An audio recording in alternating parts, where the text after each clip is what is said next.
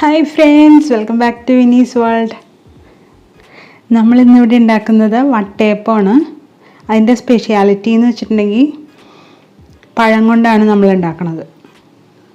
അതിനായിട്ട് 2 പഴം മിക്സിഡ് ജാറിലേക്ക് അരിഞ്ഞിടുന്നുണ്ട്. വീഡിയോയിലേക്ക് കടക്കും മുമ്പ് ഈ ചാനൽ ആരെങ്കിലും സബ്സ്ക്രൈബ് ചെയ്യാതെ ഉണ്ടെങ്കിൽ ഒന്ന് സബ്സ്ക്രൈബ് ചെയ്ത് തൊട്ടടുത്ത് കാണുന്ന കുഞ്ഞ് ബെല്ലൈക്കണും കൂടി ഒന്ന് എനേബിളാക്കി അതിൽ ഓൾ എന്ന ഓപ്ഷനും കൂടി എനേബിളാക്കിയാൽ മാത്രമേ എൻ്റെ അപ്ലോഡ്സിൻ്റെ നോട്ടിഫിക്കേഷൻസ് നിങ്ങൾക്ക് കറക്റ്റായി ലഭിക്കുകയുള്ളൂ. നമുക്ക് ഈ പഴം ഒന്ന് അടിച്ചെടുത്തുകൊണ്ട് വരാം കേട്ടോ. ഇപ്പോൾ അടിച്ചു കൊണ്ടുവന്നിട്ടുണ്ട്, അതൊരു പാത്രത്തിലേക്ക് മാറ്റിയിട്ടുണ്ട്. ഇനി 1 ടീസ്പൂൺ ഈസ്റ്റ് എടുത്തിട്ടുണ്ട്. തീരെ കുഞ്ഞ് ഈസ്റ്റാണ് ഞാൻ എടുത്തേക്കണത്. അതിലേക്ക് 1 ടേബിൾ സ്പൂൺ പഞ്ചസാരയും കൂടി ഇട്ട് കൊടുത്തിട്ടുണ്ട്. ഇനി നമ്മൾ നേരിയ ചൂടുള്ള ശർക്കര നീരാണ് ഒഴിച്ചു കൊടുക്കുന്നത്. കുറച്ച് ഒഴിച്ചു കൊടുത്താൽ മതി. നമ്മൾ 1 കട്ട ശർക്കരയാണ് കേട്ടോ എടുത്തേക്കണത്. അത് കുറച്ച് കൂടുതൽ വെള്ളമൊഴിച്ച് ഉരുക്കിയിട്ട് അത് അരിച്ചെടുത്തേക്കുവാണ്. നമുക്ക് ആവശ്യത്തിന് മധുരം ഇട്ട് കൊടുത്താൽ മതി കേട്ടോ. അധികം വലിയ കട്ടയായിരുന്നില്ല, ഒരു മീഡിയം കട്ടയായിരുന്നു ഇത്. ഇപ്പം എൻ്റെ കയ്യിലുള്ളത് തരി പോലത്തെ ഈസ്റ്റാണ് കേട്ടോ. അപ്പോൾ അത് ഇങ്ങനെ സോക്ക് ചെയ്യാൻ വെച്ചില്ലെങ്കിലും കുഴപ്പമില്ല. അത് നമ്മൾ ഉരുണ്ടിരിക്കണ ഈസ്റ്റ് ഉണ്ടല്ലോ, അതാണെങ്കിൽ കുറച്ച് നേരം സോക്ക് ചെയ്യാൻ വെക്കണം കേട്ടോ. ഇതിലേക്ക് 2 ഗ്ലാസ് അരിപ്പൊടിയാണ് ഇട്ട് കൊടുത്തേക്കണത്. കടയിൽ നിന്ന് വാങ്ങണ അപ്പപ്പൊടിയില്ലേ, അതാണ് ഇട്ട് കൊടുത്തത്.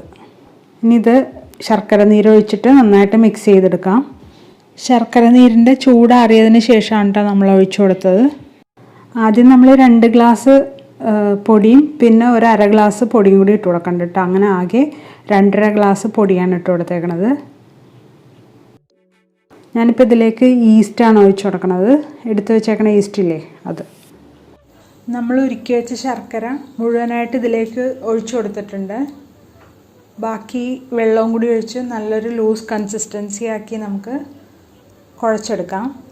ഇതിലേക്ക് 1/2 ടീസ്പൂൺ ഏലക്കാപ്പൊടിയും കൂടി ഇട്ട് കൊടുക്കാം. എന്നിട്ട് ഈ ബാറ്ററിൻ്റെ കൺസിസ്റ്റൻസി ഉണ്ടാകും ഞാനിങ്ങനെ ഒഴിക്കുമ്പോൾ അതിങ്ങനെ ഫ്രീ ഫ്ലോയിങ് കൺസിസ്റ്റൻസി ആയിട്ട് വരണം കേട്ടോ. ഇനി നമ്മളിതൊന്ന് അടച്ചു വെക്കുകയാണ്. 4.5 മണിക്കൂർ കഴിഞ്ഞപ്പോൾ ഇത് നിറയെ ആയി വന്നായിരുന്നു. അപ്പോൾ നമ്മളൊരു പാത്രം അടുപ്പത്ത് വെച്ചിട്ടുണ്ട്, ഇഡ്ഡലിപ്പാത്രം. കണ്ട ബബിൾസൊക്കെ വന്നേക്കണുണ്ടോ, നന്നായിട്ട് പൊങ്ങി വന്നിട്ടുണ്ട്. നമ്മളിതിൽ തേങ്ങ ഇട്ടിട്ടില്ല. പിന്നെന്താ, കുറുക്കി ഒഴിക്കില്ലേ, കപ്പി കാച്ചി ഒഴിക്കുക എന്നൊക്കെ പറയില്ലേ, അതൊന്നും ചെയ്തിട്ടില്ല. ഇതിൻ്റെ എല്ലാം സബ്സ്റ്റിറ്റ്യൂട്ടായിട്ട് നമ്മൾ ഒരേ ഒരു സാധനം മാത്രമേ ഇതിൽ ചേർത്തിട്ടുള്ളൂ. അതുകൊണ്ട് ഇത്രയും നന്നായിട്ട് വന്നു. നല്ല റിസൾട്ടായിരുന്നു ഇതിൻ്റെ മധുരവും കറക്റ്റായിരുന്നു കേട്ടോ. ഇതിപ്പോൾ നമ്മൾ തിളച്ച് വന്ന ഇഡ്ഡലി പാത്രത്തിലേക്ക് വെച്ച് കൊടുത്തിട്ടുണ്ട്. ഒരു 30 മിനിറ്റ് അല്ലെങ്കിൽ എന്തോരം സമയം കൊണ്ടാണോ വേകണത് അതുവരെ നിങ്ങൾ വേവിച്ചെടുക്കുക.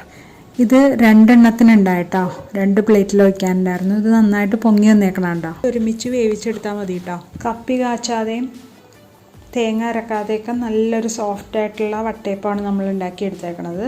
ഇതെല്ലാവർക്കും ഇഷ്ടമായി എന്ന് വിചാരിക്കണം. ഇഷ്ടമായെങ്കിൽ ലൈക്ക് ചെയ്യാനും കമൻറ്റ് ചെയ്യാനും ഷെയർ ചെയ്യാനും മറക്കല്ലേ. സബ്സ്ക്രൈബ് ചെയ്ത് ബെൽ ബട്ടണും കൂടി എനേബിൾ ചെയ്യണേ. Thanks for watching.